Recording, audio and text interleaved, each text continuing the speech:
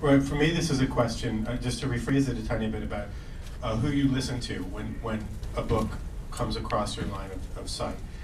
And the dumb hippie answer, which I'll give and then amend a little bit, is that you should probably listen to yourself. And now here's where it gets complicated, of course. There's too much, everybody knows this, and the selection process and the gatekeeper process becomes a big part of this. When I was a kid growing up, and books were probably the most important thing to me of anything, except maybe my family, but you know, they slipped in the ratings. And so there's a couple people that I would listen to, a friend whose opinion I trusted, or I would start to read a critic, really get to know that person's tastes. And when I say listen to, it's not always in a straightforward positive way. Sometimes it's adversarial. Sometimes it's positional. John Leonard's a critic who I always loved, not because I agreed with him at all, but just because he was a great writer. I liked reading his work, and I disagreed with him probably 70% of the time about certain things. One of the things that's weird about this, though, is that I can be the skeptic for a second, maybe other people are too, about Twitter, about blogs, and about technology. I wrote a piece recently about how much I hate Twitter, and it got Twittered about, I heard, although I didn't see it. It was more about how it's changing people and their identity and the way that they present themselves than it was about criticism. Some of the criticism of the piece said, I think fairly, that it serves a useful recommendation function. That if somebody knows you and they're following you, whatever that really means, that means they know you. They know that you're not funny and you don't like funny books. So if there's a funny book that comes out and you say, I don't like this book, well, they can take it with the appropriate grain of salt. The last thing I'll say, and this is where it's sort of odd, I just had a novel that came out, and I'm not reading any reviews. When I was a younger author, I would read reviews because it was very exciting that someone was writing about the book. At this point, I don't. I just try to keep it out of my head. It's more problematic than anything. But my wife reads them and will tell me little bits and pieces just to strain the marriage more from reviews. And it's interesting because the question of authority, it often comes down to how well the person knows, for me at least, the body of work to be able to say something useful. And I remember when I was a reviewer, debut novels were the best or the easiest because there was less research to do in a way.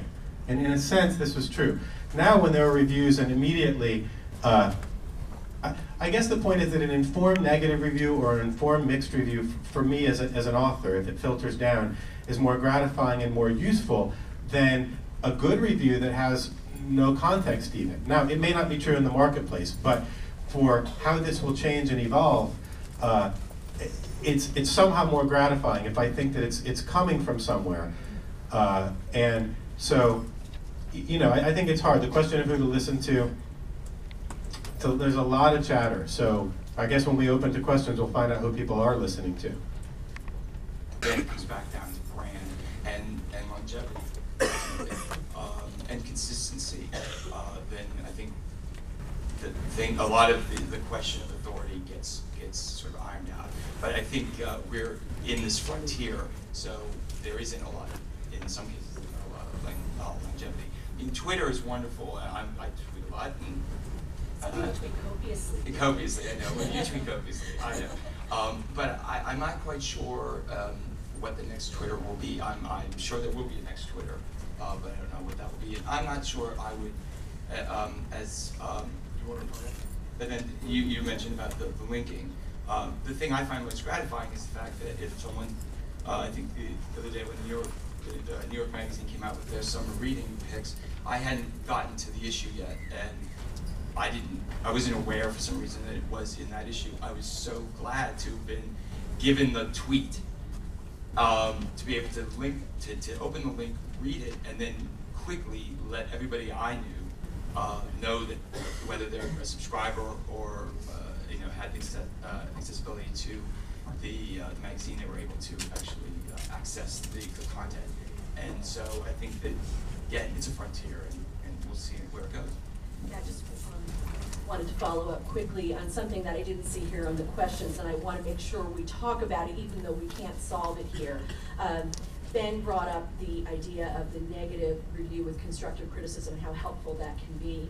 And I've seen that in responses I've gotten from authors. I wanted to make sure we talk at least, or someone asked a question, about the fact that there's a difference between a book review and a book recommendation, and that not all blogs are actually reviewing. Even when people say, I have a book review blog, that doesn't mean they are actually writing a book review. I don't want to lose sight of the review itself.